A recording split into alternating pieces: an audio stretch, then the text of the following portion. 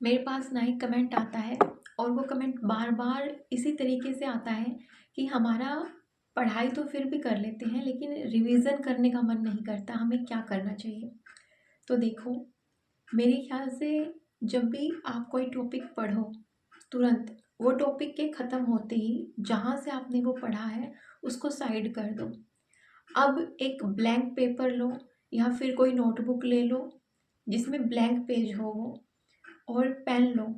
अभी जो आपने पढ़ा है उसको बिना देखे, सोच के खुद से लिखो कि तुम्हें उसके बारे में क्या समझ में आया और क्या जस्ट पढ़ने के तुरंत बाद याद है।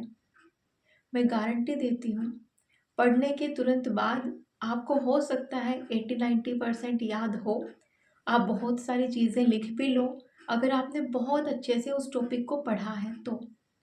नहीं तो अगर आपने बस ऊपर ऊपर से अपना टाइम किल किया है और आपने जब लिखोगे आप, तो आपको आधे पॉइंट्स याद नहीं आएंगे।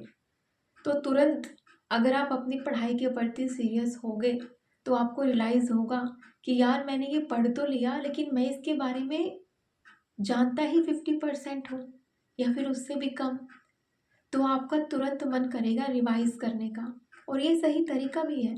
जो टॉपिक आपने पढ़ा है उसको तुरंत रिवाइज करना होता है। कई लोग ऐसा होता है कि सुबह पढ़ के रात को भी रिवाइज कर लेते हैं, तो आप ये काम रात को भी कर सकते हो, लेकिन तुरंत करोगे तो ज़्यादा इफेक्टिव रहेगा। आपको अपनी अकाउंटेबिलिटी खुद रखनी पड़ेगी कि याद तो किया था, पढ़ा तो था, कितना समझ में आया। जब वो ब्लैंक पेपर लोगे ना बिल्कुल और पेन लोगे, लिखने बैठोगे, तब तुम्हारा दिमाग थोड़ा सा डरेगा और फिर उसका मन करेगा याद करने का। नहीं तो दिमाग में क्या रहता है, अरे अभी तो पढ़ा है, याद ही है। दिमाग ऐसे ही बोलता है कि हाँ अभी तो पढ़ा है ना, याद ही है, क्योंकि उसको नहीं मन करता रिवीजन करने का, रिवीजन बोरिंग लगता है। सेम चीज़ आप थर्ड डे पे कर सकते हो उसी टॉपिक के लिए। ऐसे आप हर टॉपिक के लिए कर सकते हो, सेवन्थ डे पे कर सकते हो।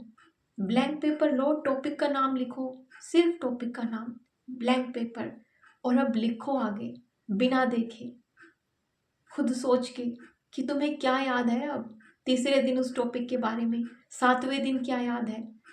आई एम श्योर अगर आपने रिवाइज नहीं किया या फिर उस टाइम अच्छे से नहीं पढ़ा था तो आपको 10-20% से ज़्यादा याद नहीं आएगा, और ये दिमाग तब डरेगा, और डर के मारे तब आपको ये मजबूर करेगा रिवाइज करने के लिए।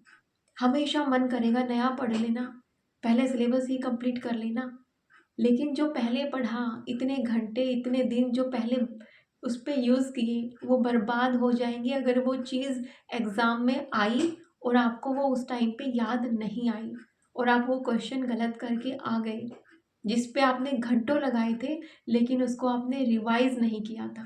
तब एग्ज़ाम में लगेगा कि यार इसका आंसर पढ़ा पढ़ा सा है, इसका ये भी हो सकता है, ये भी हो सकता है, और वो फीलिंग बहुत बुरी होती है। उसी टाइम पे आप डिमोटिवेट हो जाते हो और बहुत सारी गलतियां एग्ज़ाम में फिर कर देते हो। एग्ज़ाम में बुरा उस चीज़ का नहीं लगता कि पढ़ा नहीं था और क्वेश्चन आया और हमने गलत कर दिया। हम सेटिस्फाई हो जाते हैं कि यार ये तो हमने पढ़ा ही नहीं। लेकिन एग्ज़ाम हॉल में सबसे बुरा तब लगता है जब कुछ पढ़ा था और वो धुंधला धुंधला याद है, अच्छे से याद ही नहीं है, और वो क्वेश्चन सामने है और हमारा दिमाग हमें कहता है तब उस टाइम पे कि रिवाइज कर लेता तो ये चीज़ अब याद होती। इसलिए रिवीजन सबसे ज़रूरी है। डेली रिवीजन के लिए टाइम आपको निकालना ही निकालना है। आसमान में अभी भी तारे हैं।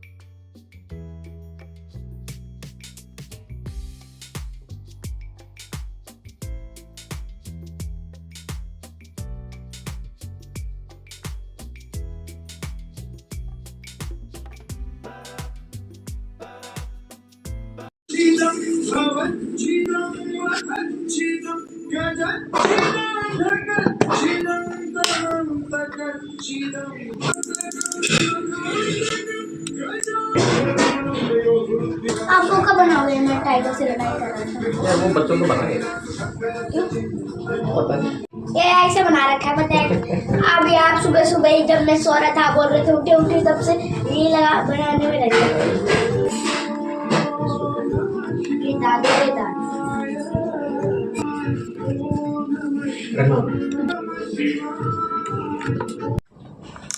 Alexa, play morning bhakti songs.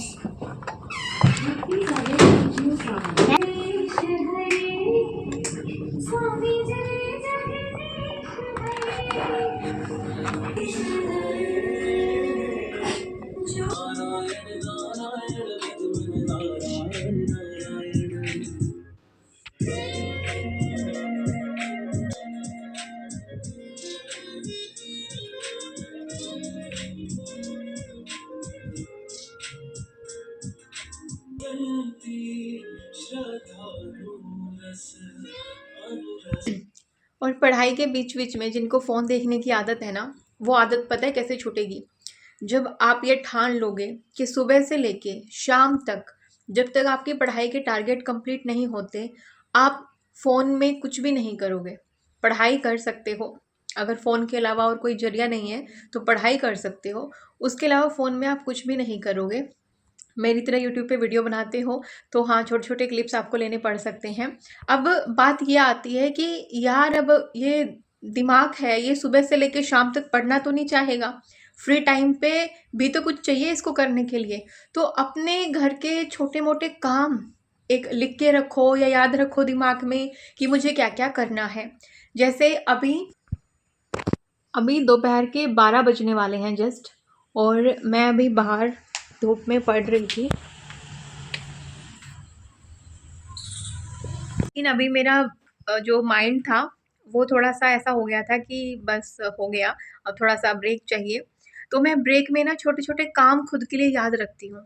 जैसे कि अभी मैंने जो ये स्वेटर पहना है ना, इस पे बहुत रुएँ हो रखे हैं। अब ये रुएँ हटाऊँगी मैं। मुझे पता नहीं कैमरे में अच्छे से दिखेगा या नहीं। देखो आप, इस पे ना बहुत सारे रुएँ हैं इस स्वेटर पे।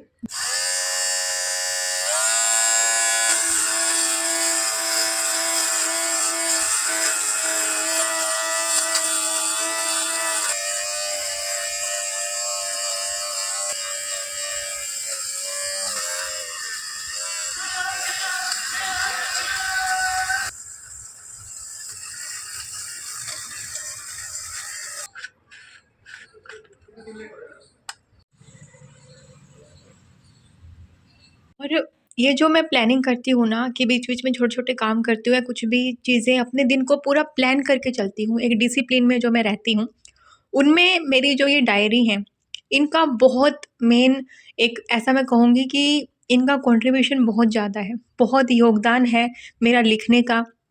जो मैं लिखती हूँ, अपने दिन को प्लान करती हूँ, अभी से नहीं, बहुत पहले से। एक एग्ज़ाम्पल लेके मैं आपको एक चीज़ दिखाती हूँ। जैसे कि ये डायरी है, ये तब की है जब मेरा बेटा कुछ 2.5 साल के करीब था। उस टाइम पे कोरोना का टाइम था, स्कूल बंद थे, ऑनलाइन क्लासेस थी स्कूल में, लेकिन मैं चाहती थी कि वो शुरुआत में ऑनलाइन क्लास में क्या सीखेगा? एक स्क्रीन पे जब टीचर को वो जानता नहीं है, बस स्क्रीन पे सामने कोई पढ़ा रहा है, तो हमने उसका एडमिशन नहीं कराया था। प्री नर्सरी होती है स्टार्टिंग में, या फिर कई स्कूलों में नर्सरी होती है।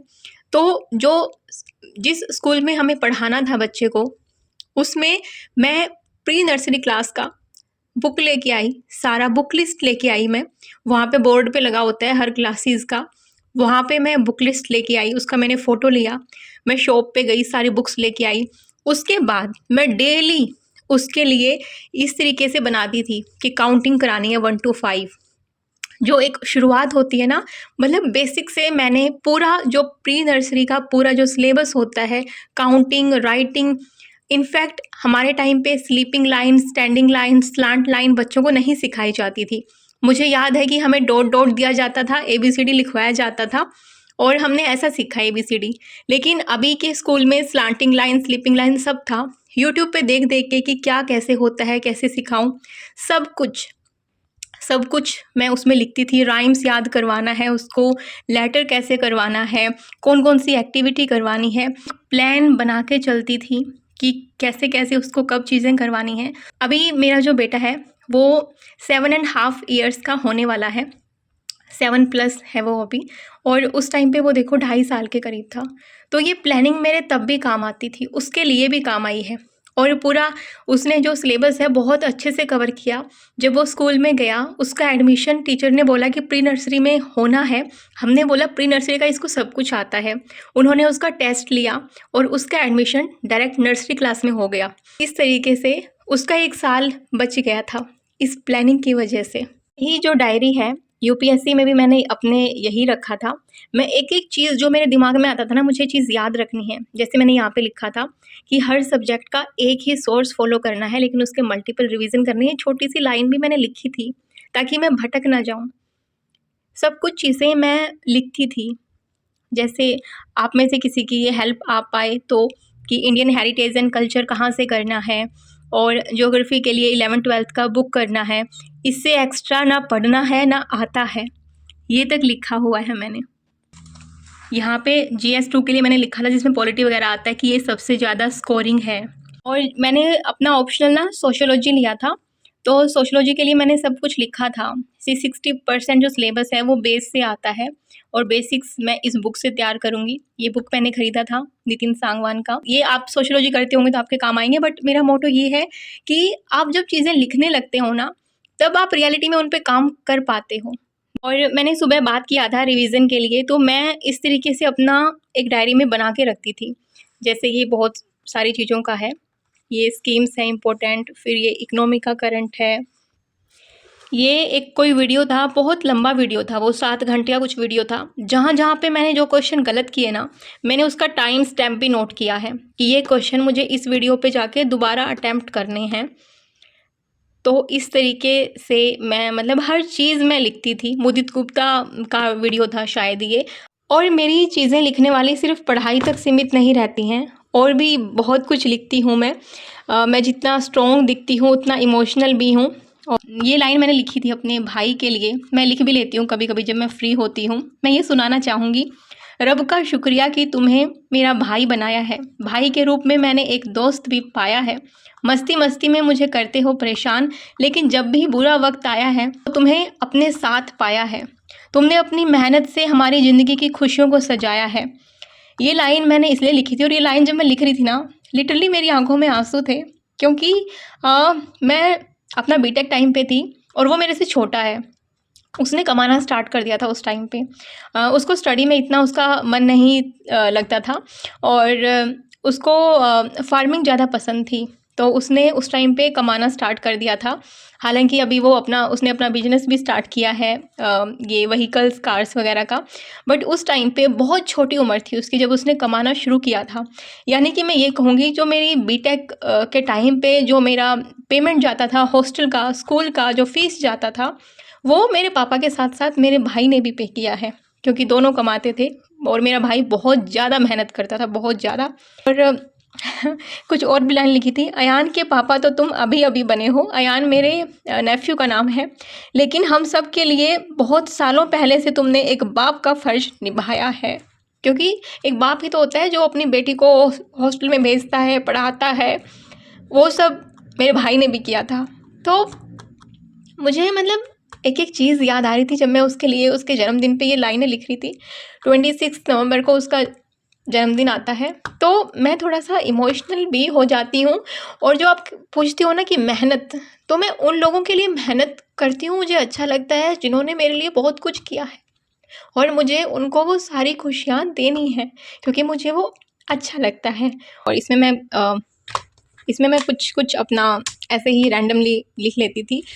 और ये एक जो मैंने रिवीजन के लिए आप सबको बोला था ना कि भैया आप लोग ऐसे रिवाइज किया करो 3rd डे 7 डेज पे, तो वो कैसे याद रहेगा कि तीसरे दिन यही टॉपिक रिवाइज करना है। तो ये एक डायरी था जिसमें डेट लिखा हुआ है। जब मैं यूपीएससी का तैयारी करती थी तो ये डेट वाइज डायरी है। जैसे 20 मई का डेट है, फिर 21 का डेट है। ये मेरे बेटे ने किया हुआ है बीच बीच में कुछ ना। तो मुझे जैसे मैंने कोई चीज़ 17 मई को पढ़ी होगी, 17 मई को पढ़ी होगी, तो मैं 3 दिन बाद मैंने ऑलरेडी मैं एडवांस में लिख लेती थी 20 मई पे, ताकि मैं जब इस पेज पे आऊँ तो मैं इनको सबसे पहले रिवाइज़ करूँ और नया बाद में पढ़ूँ। सेम कोई चीज़ मैंने अगर 18 को पढ़ी होगी तो मैं 21 मई वाली डेट पे पहले ही लिख लेती थी कि पहले मैं इसको रिवाइज़ करूँगी, उसके बाद मैं न्यू कोई चीज़ पढ़ूँगी इस डेट पे। ये एक डायरी है और इसमें मैं आपको बोलती हूँ, एक वीडियो में मैंने आपको बोला था ना कि चीज़ों को समझो और उसको किसी को समझाओ। कंप्यूटर साइंस वाले एग्ज़ाम के लिए मैं तैयारी कर रही थी और 2023 में पेपर होना था। बट जब ये पेपर होना था ना, रोल नंबर हमारे पास थे और 2 दिन पहले ही पेपर कैंसिल हो गया था। उसी टाइम पे तो मेरे को था कि यार जिसके लिए मैं इतना तैयारी कर रही हूँ वो पेपर ये कैंसिल पे कैंसिल कर रहे हैं, क्योंकि ये भर्ती 2019 की है। 19 गया, 20 गया, 21, 22, 23 में पेपर होना है। बच्चे तैयारी करके बैठे हैं और पेपर के 2 दिन पहले पेपर कैंसिल हो गया है।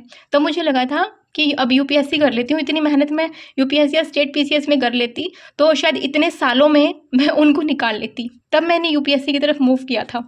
तो ये क्लाउड कंप्यूटिंग में मतलब ऐसा लिख रही थी कि मैं किसी को समझा रही हूँ। इस तरीके से मैं चीज़ों को समझती थी, आसान से आसान शब्दों में समझने की कोशिश करती थी। और इस टाइम पे मैं ऐसा इसलिए करती थी सबसे ज़्यादा क्योंकि मैं एक टीचर बनने की तैयारी कर रही थी, एक लेक्चरर बनने की तैयारी कर रही थी। तो मैं चाहती थी कि जो भी कंसेप्ट मैं पढ़ूँ वो ऐसे पढ़ूँ कि बच्चों को भी सबसे आसान शब्दों में मैं वो समझा पाऊँ। इस टाइम पे मैंने तैयारी इतना रिगरसली की थी ना, इतना मैंने मेहनत की थी ना, इतना आंसर राइटिंग की थी ना, मुझे यकीन था कि मेरा ये पेपर तो निकल ही जाएगा। उसके बाद मैं बीच-बीच में इंटरव्यू का भी तैयारी करती थी कि इंटरव्यू में क्या करना है। ऐसे ही रैंडमली मतलब एक दिन मन किया और लिख दिया ऐसे ही कि सेल्फ इंट्रोडक्शन दूँगी, फिर अपनी एजुकेशन के बारे में बताऊँगी, ऐसा-ऐसा करके अपने फैमिली के बारे में बताऊँगी, बैकग्राउंड बताऊँगी। ऐसे ही पेपर से कुछ दिन पहले ही, जब तक ये एग्ज़ाम कैंसल नहीं हुआ था, क्योंकि मुझे अपनी तैयारी पे, अपनी मेहनत पे भरोसा था। तो ये 5-6 डायरी हैं मेरी, जिन्होंने मेरे को बहुत हेल्प किया है अपनी लाइफ में, अपनी ज़िंदगी में। तो आप भी ऐसा कुछ लिखिए। मतलब मैं नहीं कहती कि ऐसी डायरी लीजिए, मैं कहती हूँ लिखने की आदत डालिए, चीज़ों को मैनेज करने की आदत डालिए।